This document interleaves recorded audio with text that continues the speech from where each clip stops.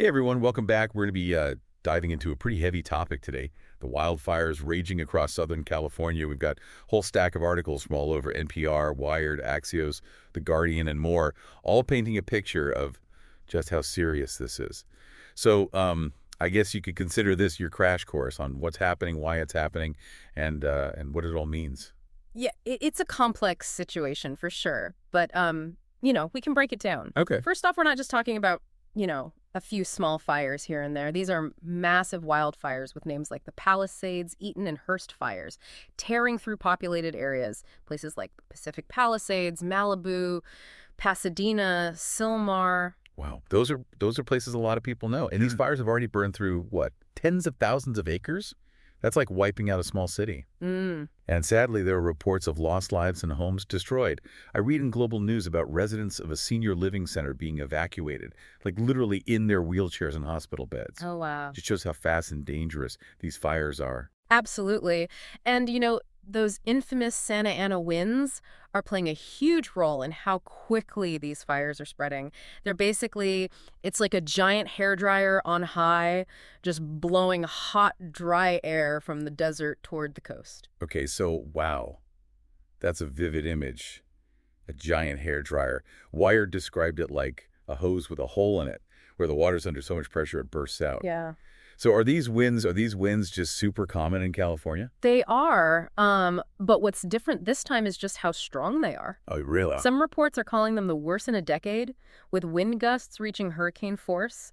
There's a climate scientist at UCLA, Daniel Swain. He even called them an atmospheric blow dryer for how they're sucking the moisture out of everything. So it's like everything is tinder dry. Yeah. Wow.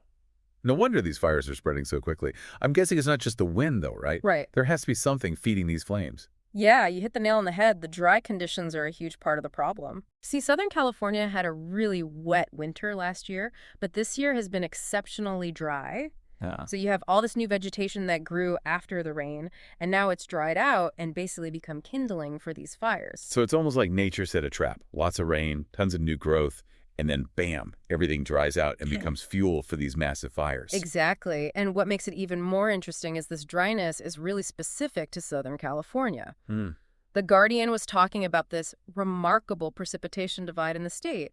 While Northern California is having a pretty wet winter, the South is bone dry, setting the stage for this perfect firestorm. Okay, so we've got hurricane force winds, bone dry conditions, and tons of fuel just waiting to be ignited. Sounds like a recipe for disaster, and I'm guessing climate change has to be playing a role in all of this. Well, it's always tricky to pin any single weather event directly on climate change. Right. However, what is becoming clearer is that climate change is intensifying these swings between wet and dry periods. Scientists call it hydroclimate extremes. Hydroclimate extremes. And it's like a weather whiplash effect. Okay, wait, hold on. I need to wrap my head around this. Yeah. So you're saying even though California had those super wet winters recently, this dry spell could be part of a larger pattern driven by climate change. That's exactly what we're seeing. And what's really concerning is that climate change seems to be increasing the overlap between these dry periods and strong wind events, like the Santa Anas. In other words, the conditions that are ripe for these massive wildfires are becoming more and more common. That's a pretty sobering thought. So we've got these powerful winds, dry conditions made worse by climate change, and a landscape primed for burning. No wonder these fires are so devastating. But what about the human cost? Well, that's what we'll delve into next. We'll talk about the evacuations, the impact on communities, and the ripple effects that are reaching far beyond those immediate fire zones. Yeah, these fires, they aren't just burning through, forests and fields. They're impacting real people's lives. We're talking tens of thousands of people forced from their homes because of the danger. Yeah, it's hard to imagine what that must be like. Global News had this really chaotic scene. They were describing people just abandoning their cars in traffic jams and fleeing on foot. Wow. To escape the flames. Yeah. It really underscores the speed and unpredictability of these fires. And it's not just evacuations. There are widespread power outages affecting millions. Schools have been closed. Even major events are being canceled. I read that the Screen Actors Guild Awards nominations were canceled because of the fires and the smoke. Oh, wow. It's kind of surreal to think that even Hollywood is being impacted by It this. just shows how far-reaching the consequences of these fires can be. Yeah. And then you start to think about the financial fallout. It adds another layer of complexity to Right. this whole situation. Right. It's not just about the damage from the flames. What happens after the fires are out? I was reading an article in the New York Times about how these fires could really shake up California's insurance market, which they said is already kind of a mess. Yeah, that's a key point. See, California has always been prone to wildfires. But as they become more frequent and intense, insurance companies are getting hit with bigger and bigger claims. Right. Some companies are even pulling out of the state altogether, and the ones that remain are raising their rates. So it's like a double whammy for people in California. First, they have to deal with the threat of these fires, and then they might face these sky-high insurance premiums. Or even worse, not be able to get insurance at all. Exactly. Yeah. These fires could be the tipping point that push the situation from bad to worse. And on top of all that, think about all the businesses that are being impacted. Yeah. From, the small mom and pop shops that are being forced to close to major events that are being canceled. It was like a chain reaction. Right? Yeah. Yeah. And it's not just happening in California either. Fox News even reported that the NFL might have to move the Rams-Vikings playoff game out of SoFi Stadium because of the smoke and the air quality concerns. It's a stark reminder that these fires, they have ripple effects that extend way beyond the immediate areas where the flames are burning. Really makes you think about how interconnected everything is and how one event can have consequences that we might not even anticipate. It's pretty overwhelming when you think about it that way. But amidst all this destruction and chaos, there have been some pretty inspiring stories of resilience and community support. Absolutely. Global news was highlighting the arrival of water bombers from Quebec to help fight the fires. Just a testament to international cooperation in times of crisis. And then there are the countless volunteers, firefighters, and everyday people who are stepping up to help those who've been displaced or lost their homes. Yeah, it's a reminder that even in the darkest of times, people come together and help each other. It's a hopeful thought amidst all this devastation. So we've covered a lot of ground here, from the science behind these fires to the human and financial toll.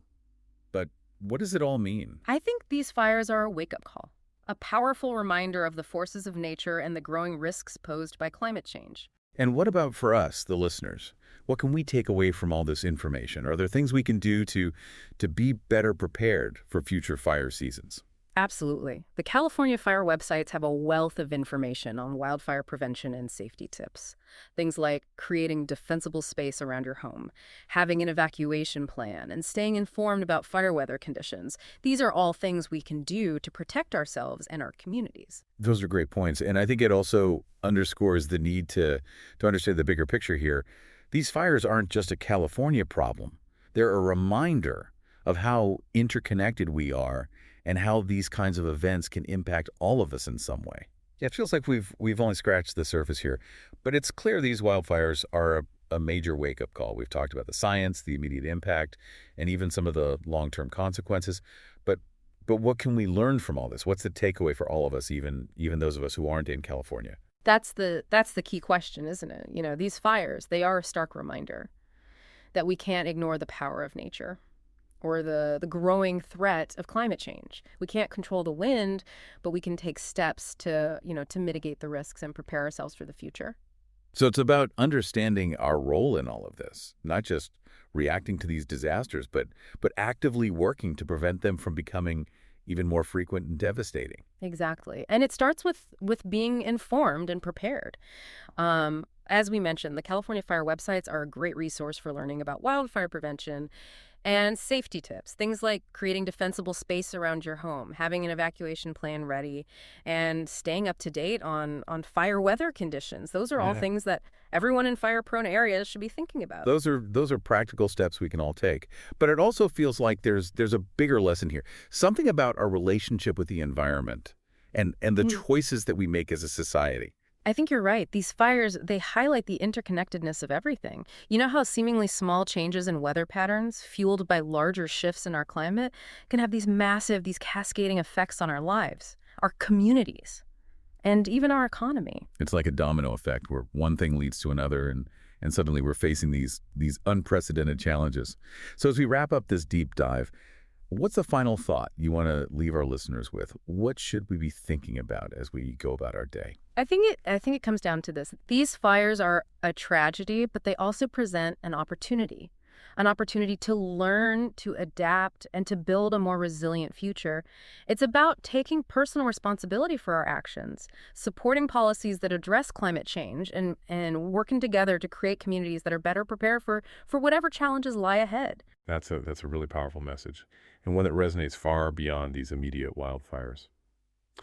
So to everyone listening, thanks for joining us on this deep dive. We hope this conversation has been informative and empowering, and we encourage you to learn more, stay safe, and continue the conversation about how we can all work together to create a better, more resilient future for all of us.